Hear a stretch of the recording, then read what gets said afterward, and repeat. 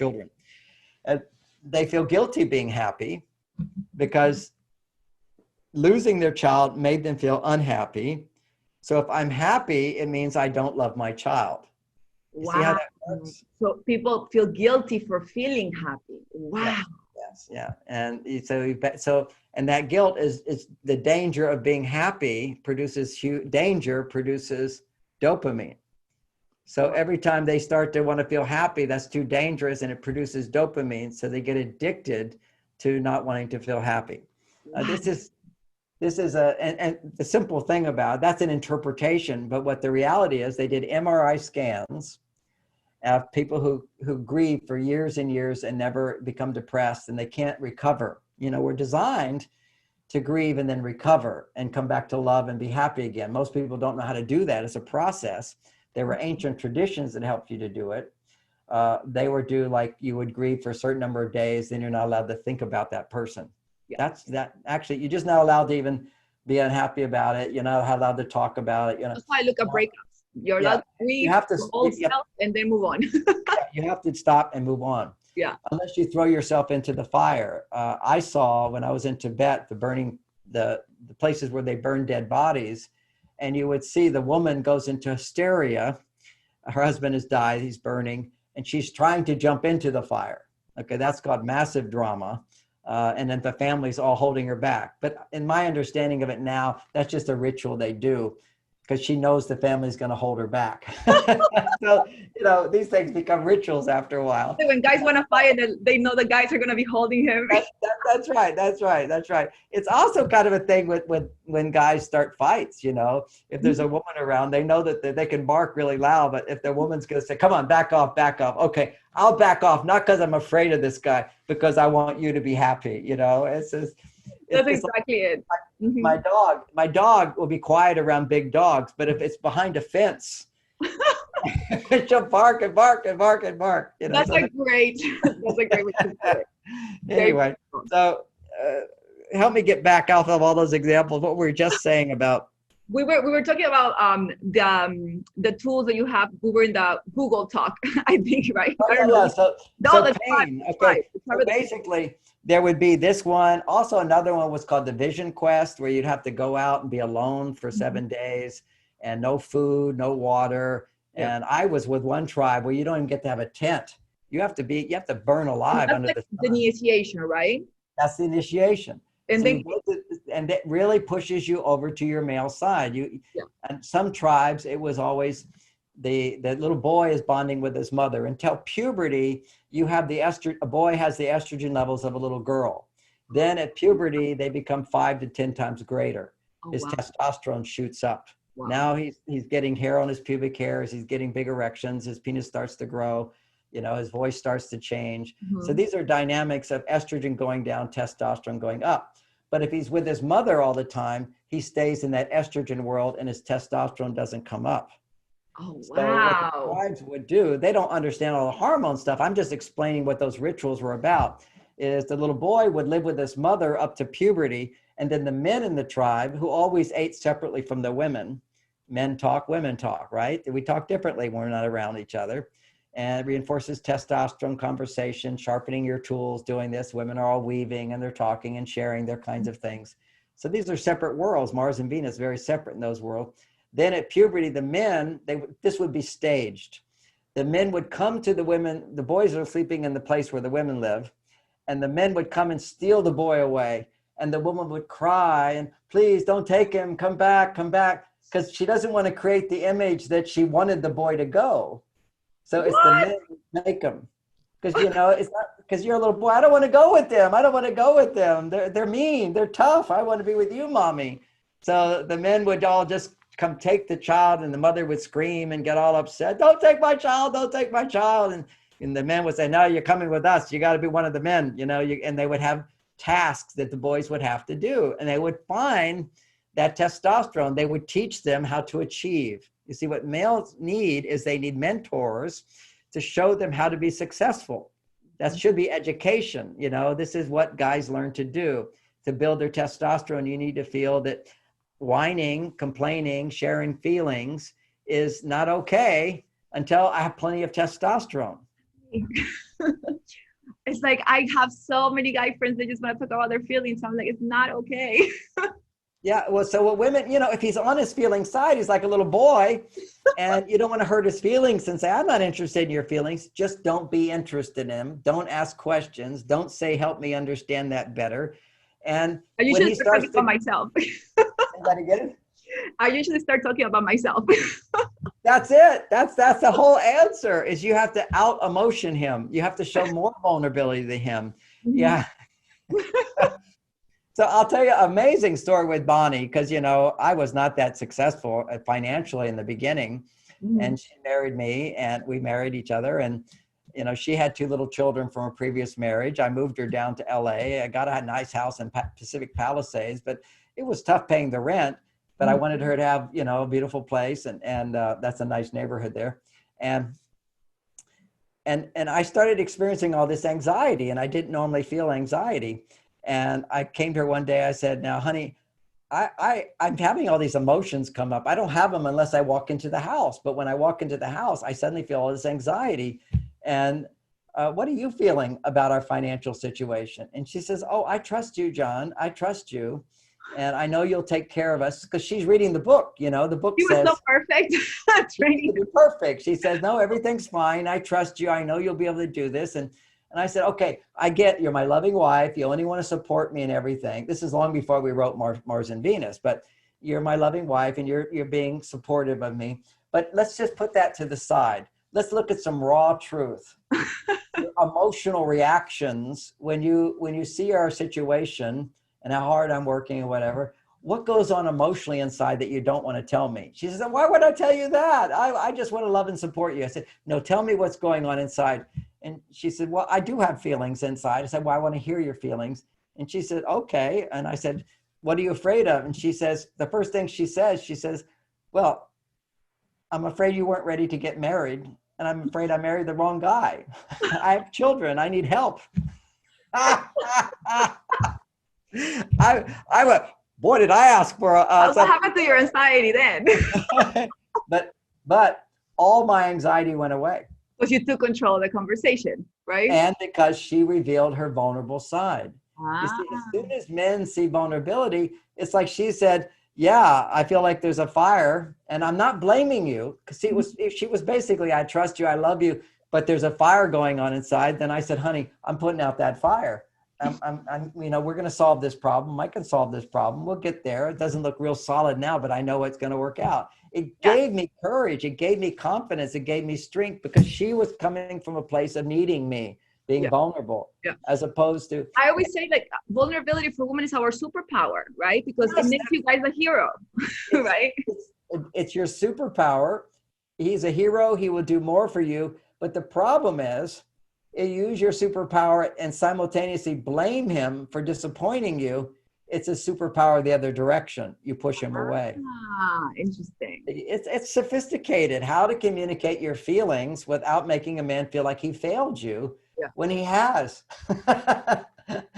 So and I'm gonna tell you one more tool that I actually have employed it in myself at work and in my personal level. It's from the same Google Talk. You said when you ask a man, don't use "Can you do this for me?" You said, "Would you do this for me?" It has changed my life, guys. We'll do everything for you. Now, as a woman, that's a little word. It's there's a whole chapter in Men Are From Mars, Women Are From Venus on how to ask for help. And a big section of that chapter is interviews with 18 men on when a woman says, can you, how they react to it, as opposed to when a woman says, would you or will you? And you don't have to say, would you be willing? That's like a double negative. Just simply have the courage to say, would you do this? Are you willing to do this? Will you, would you? I'm going out today. Would you pick up that for me? I got to try to leave on time. When you ask a man, would you do something for me? First of all, it's an act of vulnerability. Remember we say your superpower? Because if you say to me, could you pick the kids up today? Then I kind of go, no, I can't. I'm busy. Then you don't take that personally. There's no vulnerability. But if you say, would you do it? And I just say, no, you open the door to having your heart hurt. Okay. Just simply. to ask for help, it's a very vulnerable thing. So what women do to avoid vulnerability is set it up for him to say no in advance. Oh, wow. It's kind of like the person who stands up at the microphone and says, now I'm not a good public speaker and I've never done this before. Oh, You're wow. already setting everybody up to say, I'm really awful at this. So nobody will say to them, they're awful at this. It's like the women that say, I don't want to get married because they don't think it's possible for them. Right? Absolutely. Yeah. And that's a deeper level they may not be aware of, but they haven't experienced the ecstasy of feeling you're not alone and having someone that you trust, that you can have what you want from them. And if you're out of balance, what you want from them is always too much. Okay, so it's like, if you don't, a little self-disclosure here, I did a big long fast, and I had dinner at my daughter's house, and she made homemade bread, and I ate half the loaf. Okay, you never should do that. If you're fasting, you're supposed to like go slow. But it was just so good, butter and bread. I hadn't had it in 18 days, almost 20 days. So, so I went from one extreme to the other extreme. It's that tendency of going from one place to another. So if you've been giving and giving and giving, and now you feel like I'm entitled, you'll tend to ask for too much. And so you can ask for too much, and then you'll feel disappointed. So just whatever you ask is not even going to do everything, but men will do cartwheels for you, women, if you're vulnerable. And vulnerability doesn't mean that you're just, oh, I'm so easily hurt. It also means I'm easily pleased. Right. Like everybody thinks vulnerability is like crying and just being sad. Vulnerability is actually being also happy, like showing that you are pleased. Yeah, delighted when little things make you happy. And then also little things can make you unhappy. But if you take responsibility for that by just acknowledging to a man, this is not a big deal. I'm just having emotional reaction. Yeah. I remember there was some movie, I forget the name of it, but it was maybe about 20 years ago. But the woman was like a strong businesswoman, but then she would go sit in the park and she would just have a cry. She would just burst into tears and go, oh, and then she'd be fine. Literally, she mastered being able to go from her male side to her female side, is to have that emotional release if you have suppressed negative emotions. And after you have that release, then you'll be able to be so happy about things. But vulnerability of both sides of it. It's letting someone affect you. I'm affected by you. And then the challenge there, I'm letting you affect me, but also if you affect me in a negative way, I'm not going to take it personally. So that's hard. That's a different, you have to have self-esteem for that, but that's our goal, to move into that place. Yeah. I'll tell you what happened for me. I do this Facebook Live thing, and on the internet, you get it's so fun. What is that?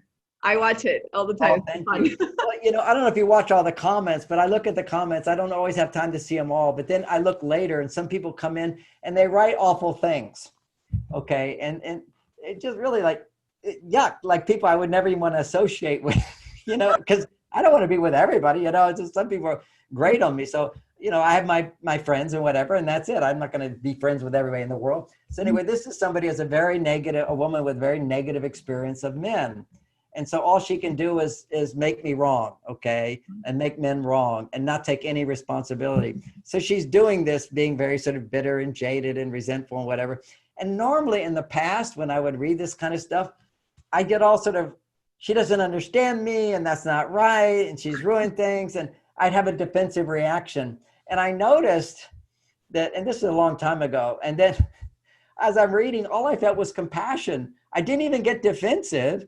I didn't even want to kick her off. I went, oh my God, poor lady, maybe I can help her. I'll write her some notes and whatever. And it was- That's how I feel about negative people. It's like, I feel bad and compassion. What can you do for them? It's like, I realized why this change happened inside of me. One is I'm much, much happier now than I've ever been in my life, one. And two is that, I have wisdom. I'm worthy of love. I'm successful. People love me. Not everybody loves me. That's okay. But I have confidence, and I'm not dependent on her to know my worth. See, when we're dependent on someone to know our worth, 100%. then we get defensive and everything offends us and it hurts us. But if I'm not dependent on you to know my worth, then whatever your reaction is, it doesn't hurt me. Mhm. So and women are way more vulnerable, like way more vulnerable to taking things personally Mhm. because you need estrogen, and estrogen is when you feel dependent on people. Yeah. Yep. So it's like you have to have enough self-esteem and enough experience. See, women need experience that they can ask for help and get it. They can reveal their authentic self and have nurturing and support and response. And you train a man to do that. And the problem for women is they go on these dates with guys that they're interested in, more interested than the guy. You're pursuing men, often use your sexuality to In pursue like in men a desperate way. in a desperate way. And so as soon as you're pursuing men, Mhm. you're in a place of depending on them and their response. So whenever their response is not your unrealistic expectations, Yeah. then your feelings are all hurt. Mhm. So as soon as you're hurt by a man, he's out of there. Men don't want to hurt women. There are sociopaths or psychopaths that do, Yeah. but they're very few. It's 10% of men are sociopaths and 10% of women are sociopaths. Yeah. And they really don't get high on helping other people. They only think about themselves, and they exist. Mhm. And unfortunately, if a woman is wounded, she's attracted to sociopaths. Isn't Why? that crazy? Yes, It's yes, in because in an energetic level, right? on an energetic level, a sociopath is someone who can't give you the love you need. Therefore, they're dangerous. And so you're an addictive personality. A danger is going to stimulate dopamine, which will then allow It you to, creates addiction in your brain, right? yes, it's an addiction in your brain. And it's a loop. And so you say, all the men never call back. I say, you're looking at the wrong men. And usually you're following your sex desire. Mm. Okay. Is that generally speaking, the men that are going to be able to provide for you the kind of support you want are men that are not going to, let me say this right. If you have a pattern of being turned on to the wrong men, being Mhm. turned on to men who don't turn out right. Okay, that's your pattern. A lot of women say, I date these guys, we have sex, we never see them again. I date these guys, we have sex, we never see them again. That's your pattern. The only way to break that pattern, or the way I know you can break that pattern without doing, 3 years of therapy to heal your childhood. Okay. So the actual psychological mechanism of desiring that which is not available to you is a wound from childhood where you needed love from somebody and you didn't get it. And so you keep looking for ways to get them to love you. So there's a pattern you're working out inside yourself, which is looking to places where love is not available. You instinctively know it's not available, and your body goes, oh, that's like daddy who never loved It me. feels familiar, right? From So childhood. it's familiar is one thing, but you're looking for familiar to change. You want to change him you want to get him to love you. Oh wow. Oh, see, that's the whole thing. It reminds me of dad, and I still want to get dad to love me. Now, consciously, that's not going on, but your body says, how can I get dad to love me? And how you can get men to love you and be attentive to you and interested in you is a learned behavior. Show some skin. So all you Wow. have to do is show some skin. And we all know you show skin, men look, okay? We're designed to do that. You get their attention. He's interested in you because he sees this is an opportunity to have sex. Yeah. Because his primitive brain is always looking for opportunities to have sex and make And babies.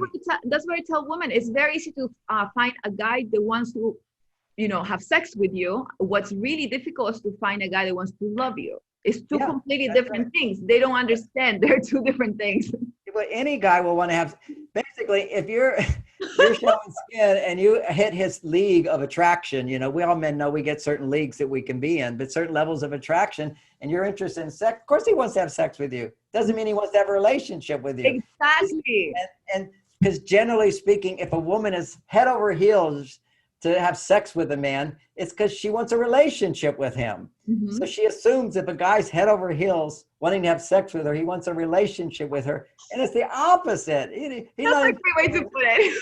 His penis is thinking. That's all there is to it, not him. Mm-hmm. So having said that, if that's your pattern, and that pattern is now a loop in your brain. It started in childhood. Now it's got sex associated with it. Use my sexuality to get men to like me. Now what's going to happen is you've got to change that pattern. It takes 6 months to really regrow neurotransmitters in your brain, neural pathways in your brain. And that is being with somebody in an intimate fashion, not sexual, in an intimate passion, an intimate way where you're revealing your mind, you're revealing your heart, and somebody who's more interested in you than you're interested in them. Now, Ah. if you're more interested in a man than he's interested in you, you're going to go into childhood conditioning because you were a child. You were trying to win daddy's love. So to break the pattern, it takes conscious awareness. I have this pattern. I need to change it. So I need to be intimate with a man that is more interested in me than I am in him. What Okay? if you have that pattern though, like that you attract a lot of guys that you are not interested in, but they are too interested in you, like in the opposite almost. Well, no, that would be the situation. What you do, you don't have sex with them and see if they're still interested in you. That's the Uh-huh. first thing. I'll let You you know don't in have our sex. next interview. How did that go? You really, I mean, you don't have sex. And if you feel like you want to have sex with some guy who's really interested in you and more than you, that's wrong. You should be fully interested in a guy before Mm-hmm. you have sex with them. Mm-hmm. And basically, there's so much pressure on guys. You know, you want to feel a little pity for us guys. If we don't score right away, we're kind of like losers in our loose society today. It's kind of like, what's wrong with me? And so he takes it personally because he's on his female side. And then he blames you and doesn't want to be in a relationship with you. So this just like women have pressure to have sex, men have pressure to have sex, and men's pressure to have sex is both biological and society for his self-esteem. So you got to protect his self-esteem when you say no to sex right away. Mm-hmm. And so what How do we do that? you say to him when he's making moves, and if you feel like you want to kiss him, you kiss him. If Mm-hmm. you feel like you want to be cuddly with him, you cuddle with him. And you go as far as you want to go. If he's more interested in you than you're interested in him, and you're not that interested in having sex with him, so you're not going to have sex with him. If you're interested in having sex with somebody right away, it's that pattern. Okay. You already know that's a pattern in your life to get turned on to men who are not available. Mm-hmm. And so you have to change the pattern. So you change the pattern by being mentally intimate and emotionally intimate before you're sexually intimate. Now, what mental intimacy means is you're able to have lots of conversations and lots of talks without ever having to edit yourself. Ah. Accept the part of you that tries to control. You see, if you're with somebody who you're trying to win over, you're going to edit yourself to control.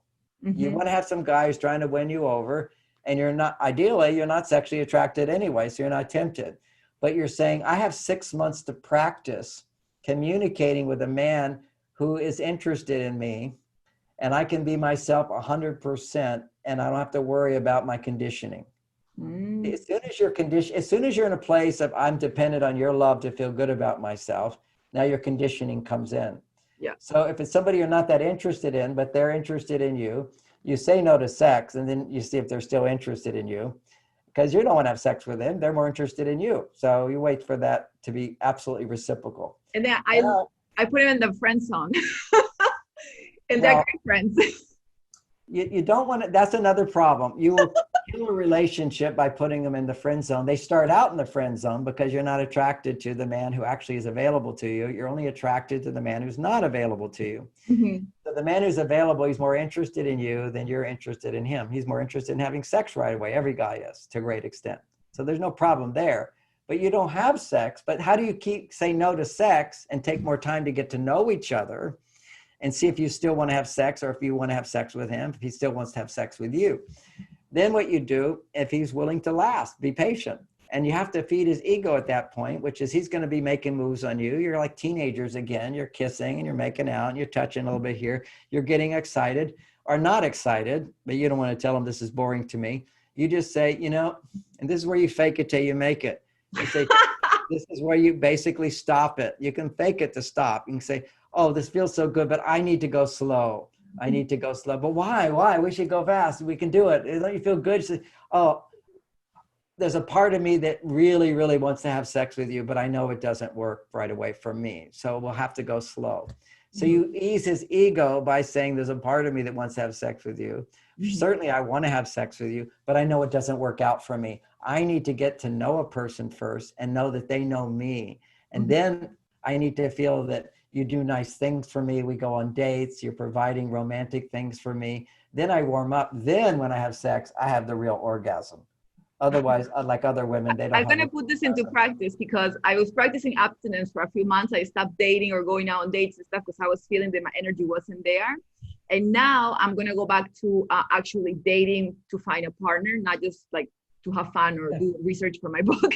So I'm gonna put this into practice, and I'll let you know how it goes. Okay, so now dating to find a partner already puts pressure on your brain to see if they're Oh okay. no! What? So your They're making objective, fun of me, the guys here. yeah, the objective is to create what we talked about before and create, it could be one person, but it should be practice to retrain your brain.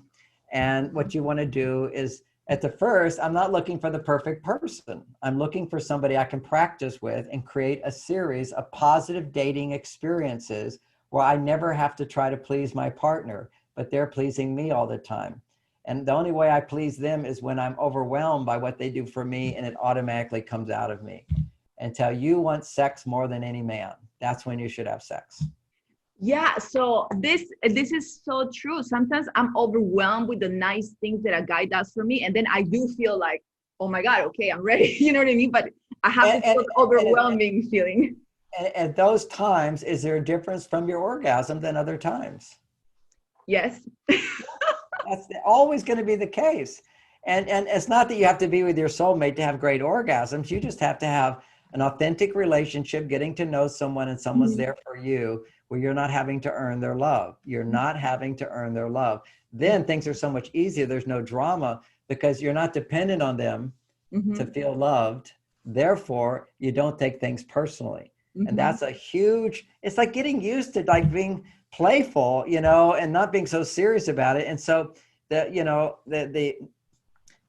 I think I gave this example last time. Whenever I talk about dating, I give this example, but you could come to my house. I can give you an hour tour of statues and paintings and beauty and how we designed this room and the designer did that. You know, it could be like in the garden, you know, 7 gardens, flowers, and what vegetables I have and what tree, orchard, all that stuff would be a great tour. It'd be memorable. But if you want to buy my house, you're not going to have an easy tour. You're going to be looking, what are the electric bills here? You know, how much does it cost to keep this garden going? You know, do you have cracks in the foundation? Is there mold anywhere? You know, how many rats do you get? You're living on a mountain here. Way to put it. It's the bias. The brain goes into a bias when you're thinking about finding something for the rest of your life. Okay. Are you thinking about really putting yourself out there, taking a risk? Your brain always will go into the bias of looking at negativity as opposed to enjoying the positivity. Incredible. And that's what you want. From a place of positivity, you're dating guys and you're also going, yeah, that's not my favorite thing, but I'm having a good time. We'll see where this goes, exploring more, and let me use him. This is what I say to women. Use men. I don't say men use women. I say men, you know, you're there to practice your skills on how to provide for a woman the kind of love she needs, and you'll be a better person through that. She needs to practice using you by asking for help, being authentic, sharing her feelings, sharing her thoughts, but doing it always in a context of not seeking to control, but to inform, to allow him to enter into your world. And when he can successfully hear you and still have an erection and open his heart and take you on dates and still have an erection, and not feel that, you know, oh, why isn't she doing more for me? Then that's the time when you're going to feel this overwhelming desire to have sex with him because your estrogen levels have gone so high. That's the healthy sex, is when your estrogen is so high, then your testosterone levels surge and you get to experience the orgasmic ecstasy of being on your male side and your female side. That is really fascinating. Wow. You just gave me the best tips to start my dating again. Yeah. And, you know, while I know we can go on forever as we've done before, and I have another appointment I have to do, and I think I just missed it. Let me just see here. That's totally fine. I mean, I am going to book you again because I enjoy talking to you. We can go forever. Well, you know, we started a commitment. We ended up with you giving me advice for my dating life. Thank you. Right. Well, I just want to, I'll go into also why, if you look at the ancient texts on sex, Taoism and Tantra from India and Taoism from from China. You see all these pictures of couples in positions. Mm-hmm. Now, the reason positions are really good is that men would practice not ejaculating. See, because when I don't ejaculate, I can have sex the next day and the next day and the next day and the next day and the next, and women can continue as long as the guy doesn't. We're gonna repeat this video over and over so all the guys can hear it over and over. So, and you know, your average guy, you know, you're going to ejaculate, but at least ejaculate just once a week and have sex other times without ejaculating. Mm-hmm. Because if you do that, 7 days without ejaculating, your testosterone levels will double, and they'll stay there if you keep having sex without ejaculating. But as soon as you ejaculate, now you've got 6 days of low testosterone until you can double it. Yeah. And if you ejaculate twice in 7 days, you're going to never reach your double testosterone level. You've got to not indulge in the ejaculation if you want to continue. Now, in the beginning of a relationship, that doesn't necessarily, you won't notice that because the newness stimulates so much dopamine, Mm-hmm. but you don't want to be addicted to the newness. You want to be addicted to feeling successful and providing happiness for her. That's normal levels of keeping your testosterone up without having to have, you know, crazy triple nerves and all kinds of crazy stuff to get you excited. You see, it's like having the same person over and over is more and more excited because you're growing in love. But that will only happen, and I can't say only, I know for me it happened, because if I don't ejaculate, I'm ready for sex. I never stop being ready for sex. It's not that I have to have sex because I've given up the addiction to ejaculating, which means to end sex. Ejaculation is end. Knock your testosterone down. Since you missed your other appointment, can we talk about other stuff too? a little bit more. Yeah, I got 5 or 10 minutes. So here's the idea of positions was a man controls sex. Okay. A woman controls by letting him know what makes her feel good, by making noises and moving his hands. If something's not. And by making noises instead of talking, right? Like what we were saying, when you're like having sex, noises better than talking. It's an advanced stage to talk during sex. Okay. I talk during sex all the time. No, I mean, the men can talk, not the women. Well, once you're getting up there, you don't talk. Nobody talks once you're there, unless you want to say loving things to each other. You take a pause. See, the whole idea is to start, stop, start, stop, start, stop. Mm-hmm. You know, one of the ancient books, which is simply The Secret of Great Sex, is start over. You get excited, you start over. You get excited, you start over. You get excited, you start over. And women, by the way, men actually want to end it with ejaculation. They get all excited and then they end it, as opposed to starting over. If you ejaculate, it's over. You can't start over. Okay, so you get to the point of where you see the point of inevitability. That means 30 seconds from now, a minute from now, if I keep doing what I'm doing, I'll ejaculate. Mm-hmm. At that moment, that's where the woman, if she doesn't know how to do this, she's going to say, more, this is it. You know, she's like, harder. Yeah, exactly. You know, don't stop. And then bang, he's done, you know, right? Because she's now attached to you hitting that peak energy. Your energy has hit a peak. Now it needs to settle down. Mm-hmm. And if you start to see, men's energy goes in waves. We know that it's sine waves. Everything goes up and down. So when you have sex and you're a man, for example, the energy is rising up. That's called arousal. And the sex researchers explain this part of it. There's arousal and there's plateau, and then there's the point of inevitability, and then there's ejaculation. Mm-hmm. During the plateau, that's where everything you do up to the plateau feels great. And then it feels better and better and better. Mm-hmm. Automatic. Then you have to do things to make it better. That's the plateau. You shouldn't have to do anything. Basically, just breathing together should do it, basically, and touching, whatever. But that's on the arousal stage. But a plateau is now where you're trying to do something to make it more intense instead of relaxing at that time. So that's regulated by the man. The man needs to pull out. If you're having intercourse at that time, he sees inevitability. You just rip it out as fast as you can. Just rip it out. Yeah, just pull it out. And she's going to back. She's going to go, I want more. Good. You can have more, but not yet. Then you roll her over, you know, and you do another position. And she'll have her favorite positions that she'll have that you don't give